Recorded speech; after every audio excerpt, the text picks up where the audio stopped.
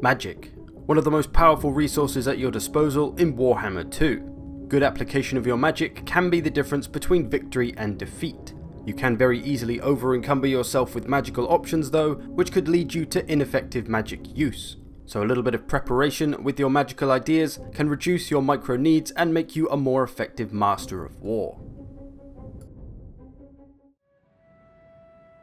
So when it comes to bringing along a caster, they of course come with a variety of spells. Let's take Archaon the Ever-Chosen here. He has the Law of Fire, which has 6 different spells in it. Now the problem with bringing all these 6 spells along is that there's simply too much to think about. You've got to wait for 6 different situations where these are going to be most effectively used. That's a lot of micromanagement on your mind, if you even have enough magic to use them all. So each one of these requires a different situation for it to be most effectively used. The Burning Head needs a straight line of infantry for it to tear through. Fireball, great for blasting down lightly armoured enemy characters like wizards. Fire Cloak and Flaming Sword, great for buffing your unit to help turn a fight in their favour or just to make them more powerful for a short space of time. Or Flaming Bolts of Burning, good against a single armoured unit. So just like any of your normal units in the game, spells have a strength and a weakness on where and when they should be used. Identifying all these situations in the heat of battle is the problem, so we can quite easily get rid of that by just bringing less spells or not planning to use certain ones. And as all spells aren't created equal, you'll want to tailor them to what you're going to find most useful for your build, the battle and the enemy that you may be facing.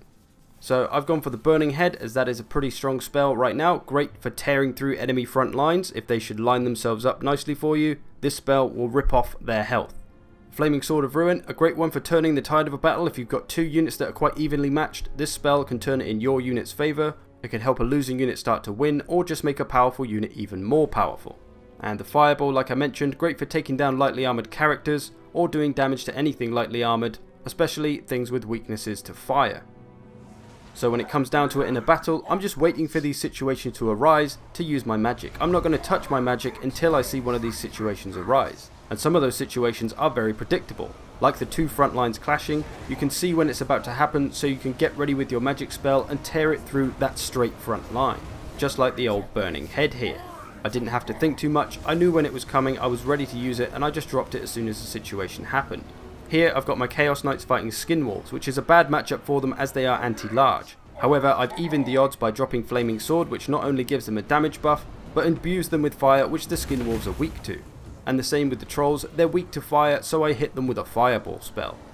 So I knew ahead of time what situations I was looking for and where I'd want to use each one of the spells that I brought. If you're not thinking about this, you may tend to find yourself clicking a magic spell and then hurrying to find the best place to use it, which can lead to a pretty ineffective use of your magic.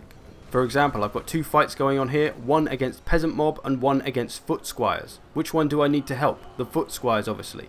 But in my haste, I've just gone for the first unit I see without checking what unit they actually were, and hey, I've just destroyed some Peasant Mob. Nice, these Marauders are going to do okay.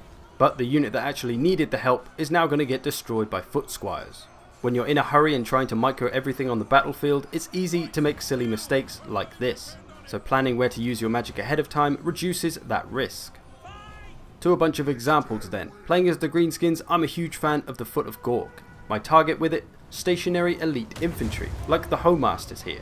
I've just stomped on them with the Foot of Gorg and now half their health is gone. I was looking for that from the start of the battle and it was easy to execute. Or how about one with the Wood Elves? My plan here is to hold with Treekin and blast the enemy with a whole bunch of missile units. I've got to keep these missile units safe, so it's imperative that the Treekin stay alive. So I'm going to use constant healing magic to help keep them in the game. I'm going to drop an Earthblood spell, which will get 2 of my Treekin units and a couple of other ones as well, so it's going to help those Treekin hold that little bit longer to help execute my plan. Again, this is something I planned to do even before the battle began. I knew what I wanted to do with those life spells, so it was easy to apply them when it came to it. There was a slightly more unexpected situation though, where 2 of my Wild Riders got into it with some anti-large cavalry, which is generally a bad matchup for them. So I dropped Earthblood on them to help even the odds in that bad matchup. I'm keeping an eye out for that sort of thing even though it's not necessarily planned. The Mighty Net of Amantok, a great way to stop cavalry charges of your enemies and to get a counter charge on them. So I waited for that cavalry to approach and then got them in that situation. I then dropped a melee attack buff on the Demigryphs as well to help them do even more damage. Another one where we're waiting for that straight line to come along, and then we're going to drop the good old Penumbral Pendulum to drop a tasty bit of frontline damage. So all I had to do was wait for the front lines to engage, which I can see exactly when that's going to happen, wait for them to be lined up nicely, and then drop the spell. And for a final one, a nice clumped up group of any kind of unit is always a good target for the Pit of Shades. So if I'm bringing a Shadow Sorcerer along, I'll pretty much just bring the Penumbral Pendulum and the Pit of Shades. Just 2 spells which are going to do a great deal of damage to my enemy. I don't need to commit a great deal of micro to use those spells, and I know as long as I use them correctly, I'll get the most out of them and get the most out of my magic resource, even with just 2 spells. So minimizing the amount of magic you take and thinking about where you're going to use it most effectively and when is going to help you become far more effective on the battlefield. You just have to decide what you want your magic to do for you. Do you want it to just damage the enemy army? Do you want it to buff and support and heal your army? Do you want a bit of both? Do you want to focus on the destruction of particular units, large units, characters, lords? It can depend on your army composition and your playstyle of how you want to approach battles. Either way, magic is a very powerful resource that you best not squander. You can also make the game a little bit easier for yourself if you just plan what the hell you're going to do.